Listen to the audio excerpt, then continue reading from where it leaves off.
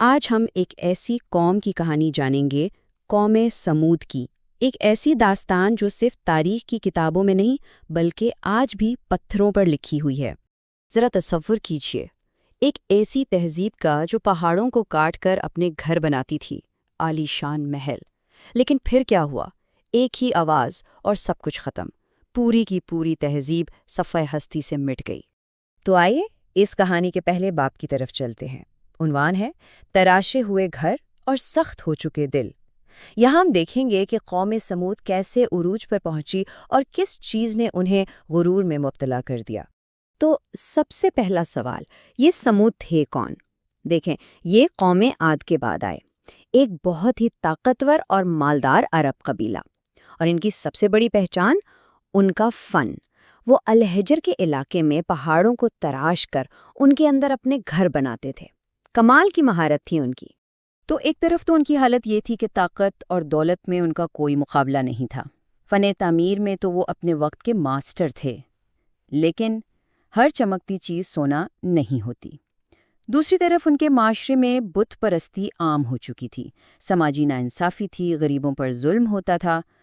تو یوں سمجھیں کہ جیسے جیسے ان کی مہارت بڑھ رہی تھی ویسے ویسے ان کی اخلاقیات گرتی جا رہی تھیں۔ ایسے میں اللہ نے ان کی اصلاح کے لیے انہی میں سے ایک رسول بھیجا، نام تھا حضرت صالح علیہ السلام۔ اور حضرت صالح کا پیغام بہت سیدھا اور صاف تھا۔ دو باتیں تھیں، ایک اللہ کی عبادت کرو اور دوسرا یہ جو ظلم کا نظام تم نے بنا رکھا ہے اسے ختم کرو۔ تو یہ صرف کوئی مذہبی پیغام نہیں تھا، یہ سماجی انصاف کا بھی مطالبہ تھا۔ اب کہانی ایک نئے موڑ پر آتی ہے۔ ہمارا دوسرا باب ہے چٹان سے پیدا ہونے والی اونٹنی۔ یہ ایک معجزہ بھی تھا اور ایک بہت بڑی آزمائش بھی۔ اب سوچئے، ایک ایسی قوم جو اپنے غرور میں ڈوبی ہو، جو ہر بات پر شک کرتی ہو، اس کے سامنے یہ کیسے ثابت کیا جائے کہ آپ اللہ کے بھیجے ہوئے ہیں؟ یہ بہت بڑا چیلنج تھا جس کا سامنا حضرت صالح علیہ السلام کو کرنا پڑا۔ تو ہوا یہ کہ قوم نے ایک نشانی مانگ لی، ایک ثبوت۔ حضرت صالح نے اللہ سے دعا کی اور پھر وہ ہوا جس کا کسی نے تصور بھی نہیں کیا تھا۔ سب کی آنکھوں کے سامنے ایک ٹھوس چٹان پھٹی اور اس میں سے ایک زندہ حاملہ اونٹنی باہر نکل آئی۔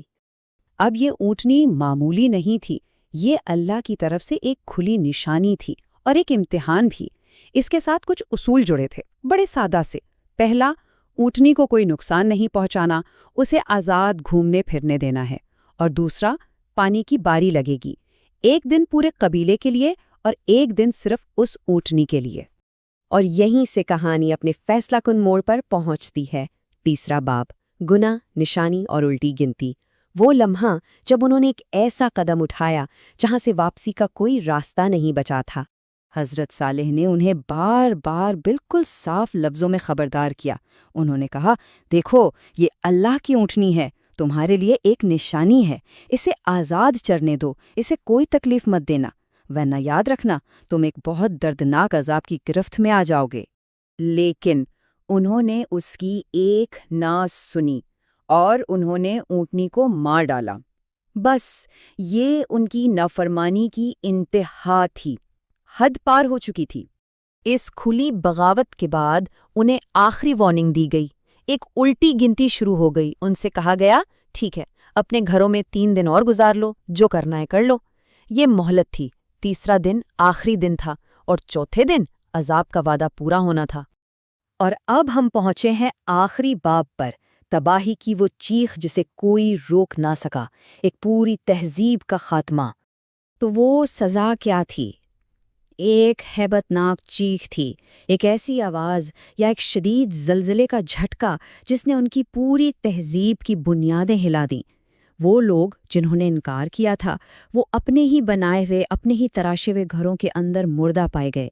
تو انجام بالکل صاف تھا۔ ایک طرف حضرت صالح اور وہ لوگ جو ان پر ایمان لائیں، انہیں اللہ نے اپنی رحمت سے بچا لیا، اور دوسری طرف وہ لوگ جنہوں نے انکار کیا، وہ اپنے ہی گھروں میں نیست و نابود ہو گئے۔ ایک ہی قوم، 2 گروہ اور 2 بالکل مختلف انجام۔ تو آخر میں سوال یہ اٹھتا ہے کہ ان کھنڈرات سے سیکھنے کو کیا ملتا ہے؟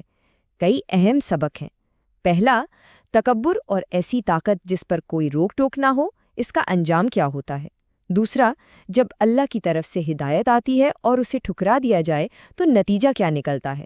اور تیسرا، یہ کہ ظلم پر قائم تہذیبیں آخرکار مٹ جاتی ہیں، اور یہ سبق صرف تاریخ کا حصہ نہیں، یہ آج بھی ہمارے لیے اتنے ہی سچے ہیں۔ تو جاتے جاتے ایک سوچنے کی بات، جب بھی طاقت سچائی کے سامنے آ کھڑی ہوتی ہے تو تاریخ کے ان کھنڈرات سے کون سی آوازیں، کون سی وارننگز ہمیں سنائی دیتی ہیں؟